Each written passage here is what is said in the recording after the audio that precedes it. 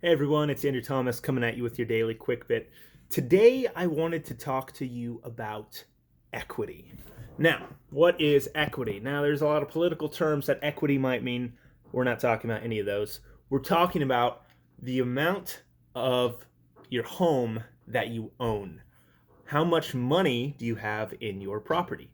Equity is usually directly correlated to the principal, how much you have paid off on your home, but it is not only restricted to that.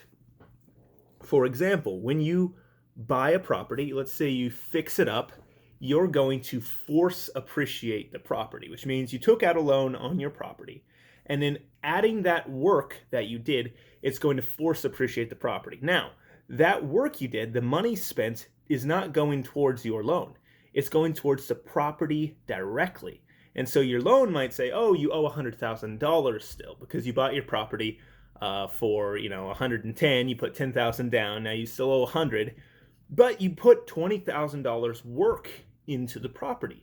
And you know what? Lo and behold, it raised the value of this house up to, I don't know, 160,000, which means that 20,000 ended up doing 50,000 worth of appreciation. Now that 30,000 added, along with the 20 that you put in, is also going to be equity in the property. Now, here's the thing about equity. It is not real. It's not real. So, for example, in my triplex here, I have, $50,000 line of credit on the property. Let's say I bought it at 120 and now it's worth 250 because of all the great work I did. Wow, amazing. Look at all this value I've added to the property, and I can go to people and go, look how much money I have. But here's the thing. If we happen to be in New York or California and 2008 rolled around, and let's say my home depreciates 40%, well, what happened to that equity? Poof, it's gone. It's nowhere to be found.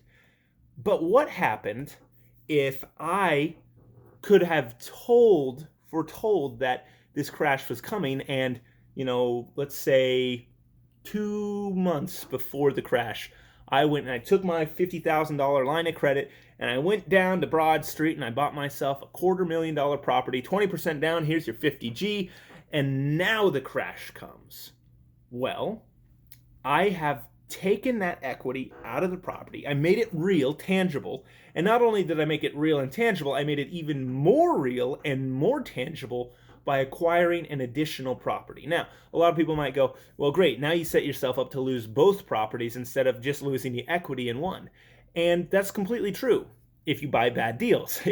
If you don't buy a property that can survive in the worst of situations, then you very well could lose it.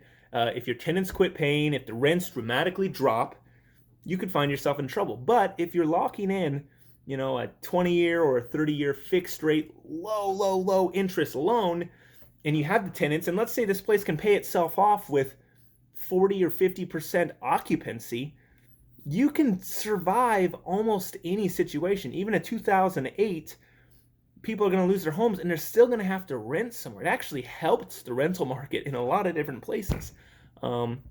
So I don't know what your situations are specifically, but if you're sitting there on a bunch of equity in your home, it might be advantageous to make it real, to take it out and acquire more real, tangible assets, because otherwise that equity can come and go on a whim, and it's never going to do you any good except look good on paper. So that's my quick bit for today.